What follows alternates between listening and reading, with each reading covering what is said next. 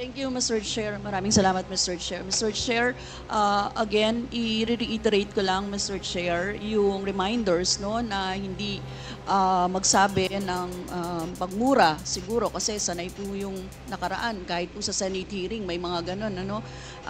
Respeto naman sa atin dito. And sana po concise sa pagsagot. Kung ano lang ang tanong, yun din lang ang sagot. At mag-defer ng i-defer ang mahahabang explanation kasi nakikita nyo naman, Mr. Chair, madami talagang gustong magtanong ngayon eh. Kaya sana po ganun yung ano. No? And simple lang naman po yung mga tanong ko. It has to do with kung ano din yung mga sinabi ng dating Pangulo doon sa Senate hearing. Yan, Mr. Chair. First, yung observe decorum. Tapos, syempre, tulad po ng sinabi ni Chairman Abante, hindi po tayo mangingimi na mag-point of order kapag nilabag po itong mga ito. Yun. Now, Mr. Chair, I would like to direct my questions, Mr. Chair, to Rodrigo Duterte. Mr. Chair, noong October 28, sinabi ni dating Pangulong Duterte, under oath, sa harap ng Senado, and I quote, I and I alone take full legal responsibility sa lahat na nagawa ng mga pulis. Pursuant to my order, ako ang managot. At ako ang makulong, wag yung pulis na sumunod sa order ko. Ang tanong natin, Mr. Chair, the families of innocent extrajudicial killing victims are present. Yun po yung pinagsalita nyo kanina. So can the former president look them in the eyes and say once more that he takes full legal responsibility for the deaths of their loved ones, Mr. Chair?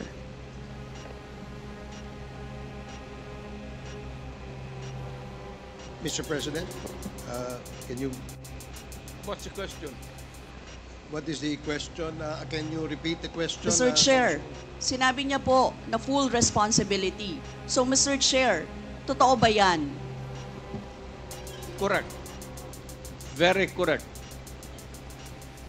Since I was a president, and there was this, until now, serious problem about drugs, I had to issue or make a policy statement about drugs.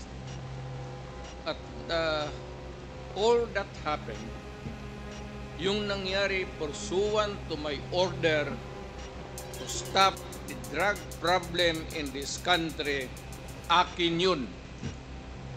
Akin na akin yun. Ako ang nagbigay ng order kasi ginawa nila illegal or legal, akin yun. Thank you, Mr. Chair. I take full responsibility for it. Thank you, Mr. Chair. Yun po yung tanong ko. Yung families of innocent extrajudicial killings, kayo din. File the case in court. Mr. Walang Chair. problema. Nandiyan ang korte. Yes, Mr. Chair. Second question ko. Responsable kayo kasi polisiya nyo yon. Kumbaga, tatak Duterte. Dahil polisiya nyo rin yan, tama ba? Sa Davao, nung nasa Davao pa kayo.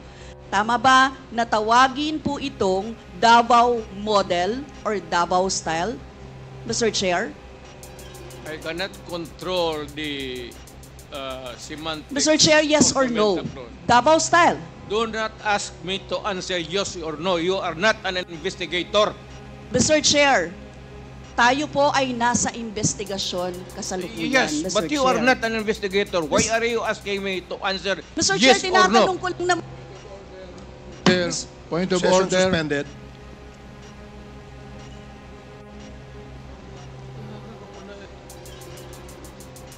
Point of order, Mr. Chair. Ano ka, pulis? Point of order, Mr. Chair. The session is suspended for the meantime, so please, let's take time to calm things down, okay? Para ho maayos ang ating hearing sa ngayon.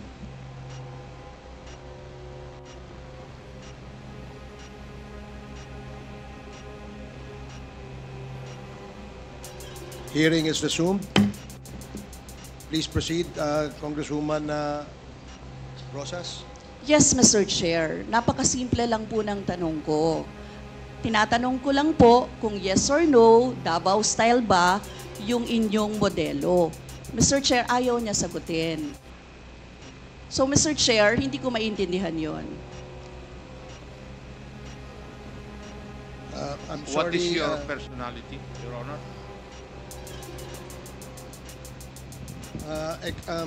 If I may, Secretary Bello, we normally, the committee does not allow the counsel of the witness to speak because the role of the counsel is limited only to counseling his client on his rights. Hanggang doon lamang po. But we cannot ask you to answer any questions that will be asked by any of the members. And that is what Thank is you, in Your the Honor. rules. Thank you, Your Honor. Actually, I'm not answering the question of Congresswoman Rosas, Your Honor.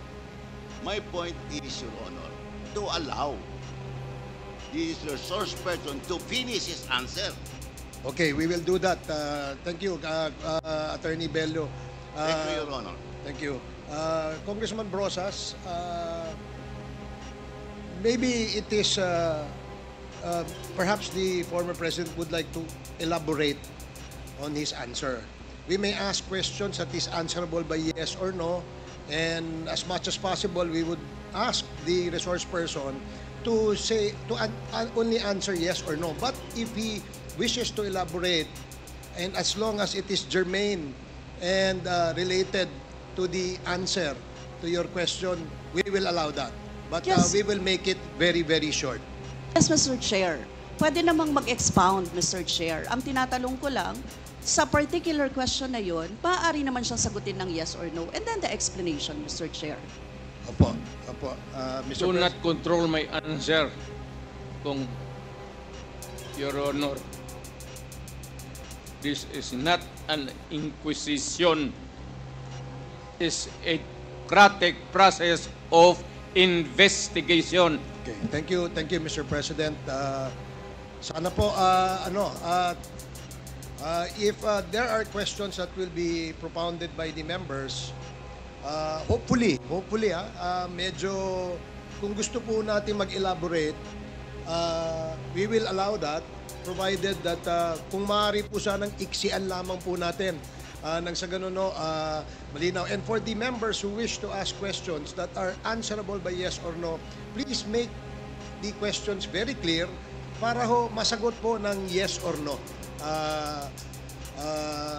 Your Honors. So I hope para ho maayos yung ating patakbo ng ating hearing sa ngayon.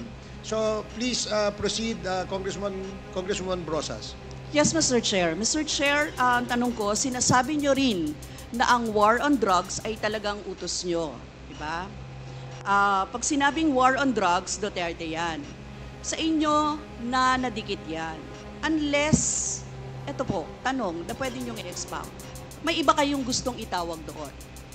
Meron po ba kayong gustong ibang itawag doon? Wala na po. Sabi ko, I assume full responsibility for whatever happened in the actions taken by the law enforcement agencies of this country to stop the drugs or the serious problem of the drugs affecting our people. Mr. Chair, next question. Nung naging mayor po kayo, sabi nyo naging safe ang Davao. Tama po ba? That would be that should be answered by a third person. I would not be answering that. It would be presumptuous of me to conclude. Hindi ako magsabi. I never said that Davao City was. Not publicly. Mr. Chair, as mayor, masasabi nyo na naging safe ang Davao sa panahon nyo? Talaga. Kasi Talaga. walang kriminal sa kalye, Talaga. walang snatcher, Walang snatcher. walang akyat bahay, Walang akyat bahay. walang magnanakaw, Walang magnanakaw. walang mamamatay tao. Walang mamatay tao. So yun po lahat, yes. Oh. So walang mga kriminal o walang insidente ng kriminalidad, bakit po? Merong mga incident, not totally. It would be a dream of a city not to have any criminal incidents or violence. Pero overall, Davao City was safe. If the test or standard would be that a citizen of the city can walk all over the city and men and children can go home safely, unmolested, undisturbed. That was the standard that I gave to the police of Davao City. Mr. Chair, I would like to ask, no, hindi ba nagkandamatay sila sa panahon na yon? Marami po. Sino-sino po ang mga pumatay? Wala akong listahan yan, ma'am. You have to go to the tawag nito. Hindi ko bit-bit. Ang bit-bit ko lang ho yung pinbit. Mr. Chair, I would like to ask again, no? Sa inyo po na karanasan, kayo mismo ba pumatay? Ako, marami. Mga 6 o 7. So Ewan what- ko kung natuluyan yung hindi ko na follow up sa ospital kung natuluyan. Quote ko lang, ipaalala ko ulit, Mr. Chair, kasi mula din ito sa Senate hearings, ano? I-quote ko lang po kayo, in Davao, I used to do it personally, just to show to the guys that if I can do it, why can't you? Correct. Sinabi niyo po yan sa mga business leaders sa meeting sa Manila. At kung paano niyo ginode ang mga police officers to gun down suspects. Tama po ba? Yes, if they present a violent resistance, that's the only thing there. You can kill the criminal if you are personally in danger of losing your life too. Ito But ba, hindi mo pwedeng patayin yung kriminal nag-handcuff o nakatali. Hindi trabaho ng lalaki yan. ito pong second, Mr. Chair, na quote, kayo rin ito. And I'd go around in Davao with a motorcycle, with a big bike around. And I would just patrol the streets looking for trouble also. Manila Times po ito. I was really looking for a confrontation so I could kill. Sinabi niyo po ito. Yes. Nagdadasal po ako na nagmumumtor ako na may mag-hold upper dyan. At kung maabot na kita, talagang patayin kita. At kung basta kriminal ka, wala akong pasensya sa kriminal. Pagka lumaban, patayan. So, Mr. Chair, kanina po kasi sinabi ni Duterte na he takes full legal responsibility. Yes. Siya ang mananagot at Yes. makukulong sa ginawa ng mga kapulisan. Yes. Kung sa inyo po ang policy, inaako nyo rin ang accomplishment nito. Yung lahat po, kasi kung naaalala ko sa war on drugs, yung mga accomplishment, may nahuli, nagbebenta, gumagamit, gumagawa ng droga. Lahat yan. Ma'am, if you are the city executive or mayor, lahat ng utos mo na ginawa ng pulis and all the consequences, sagot ko yan. Pati ang ginawa ng pulis, sagot ko yan. Pati po yung accomplishment kung may nahuli, enforcement of law yun, accomplishment din po yung na-confiscate na drugs. Tama ba? Lahat ng trabaho ng pulis, because you are the mayor, at inutos mo yan, and the consequences, or sometimes it's an incident can go right and go wrong. Protektahan ko yung pulis kasi ako ang mayor. Hindi magtrabaho yung pulis, matakot yan kung hindi mo bakaban. So lahat ng trabaho ng pulis, nung ako'y mayor, for the longest time, akin yan. So, Mr. Chair, alam niyo po ba kung ilan ang arrested sa mga drug operations at how much ang drug na na-seize nung time na yan? Ma'am, I was not notified in advance that I have to make an accounting for the arrested persons in Davao City. That is, I would not want to. That would not be a proper question.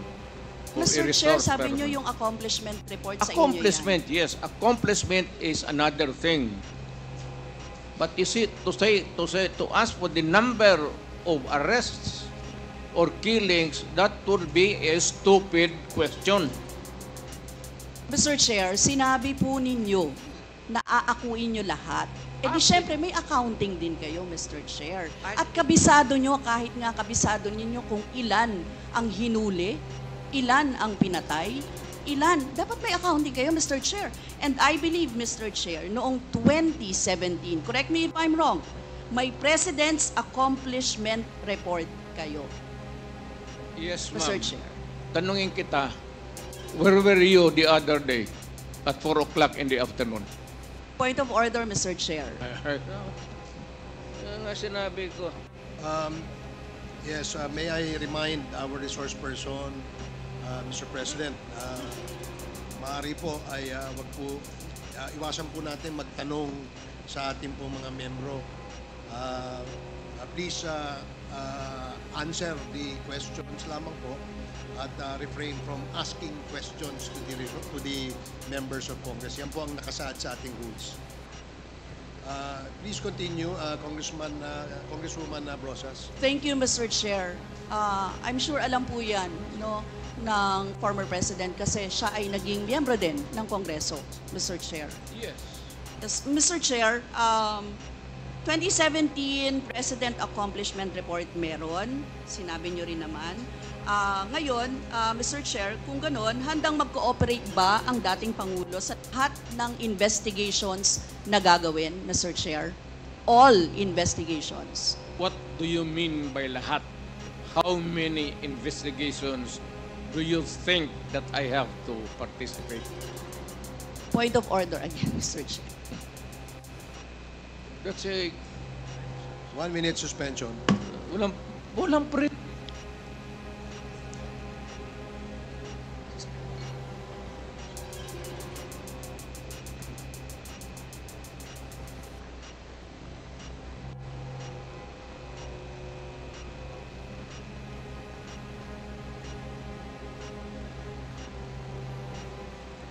Hearing is resumed. Again, let me remind our resource person as well as our members that please refrain for the resource person, refrain from asking questions to the members. Please limit your reply to the questions being asked. At sa atin naman po mga members, please go straight to the point. Ask the resource person the question that you wish to be answered. Direkta, para ho hindi tayo magtagal. Mr. Chair, Yes, you have, Congresswoman Brosas, you have 4 more minutes. Mr. Chair, may I interrupt? I am asking the... Is this related, Mr. President? to Yes, the it is question? related. I am asking yung nagtatanong to lay the predicate first Okay, before, sige po. para hindi tayo mawala. Sige po.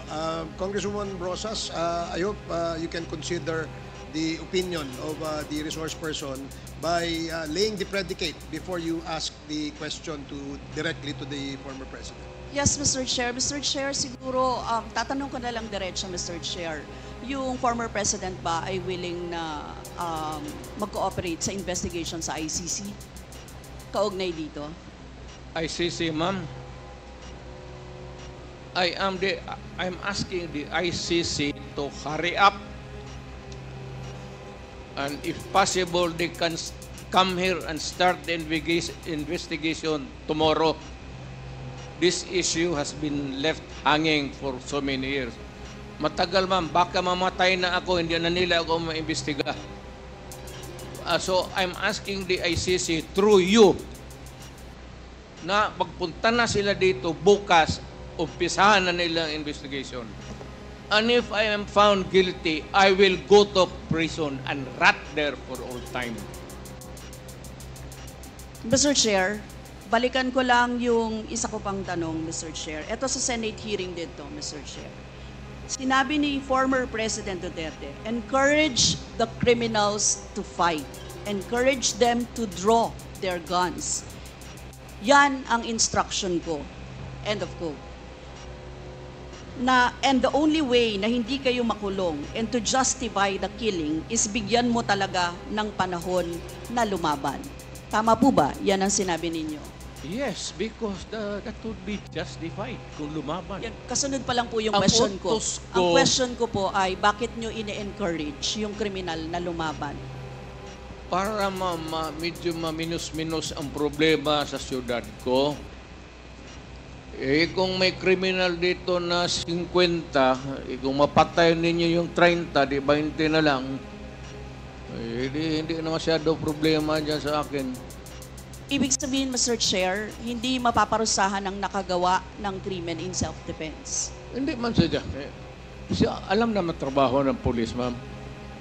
The policeman should know when to kill and when to injure. Hindi naman kailangan sabihin nun. May elements naman ng self-defense. Alam niyo yon, Mr. Chair. Diba? Not self-defense, man. Performance of duty. Performance of duty, but And elements of connected with self-defense. that performance of duty is self-defense. So, Mr. Chair, ano-ano yon? Ang what? Elements of self-defense, Mr. Chair. Self-defense is when you defend yourself to avoid injury, serious, or you die. That is applicable also to a policeman who is performing his duty, because the policeman has to confront, ang civilian has to iwasan. But a policeman, a law officer, if you are a law officer, you have to confront the criminal.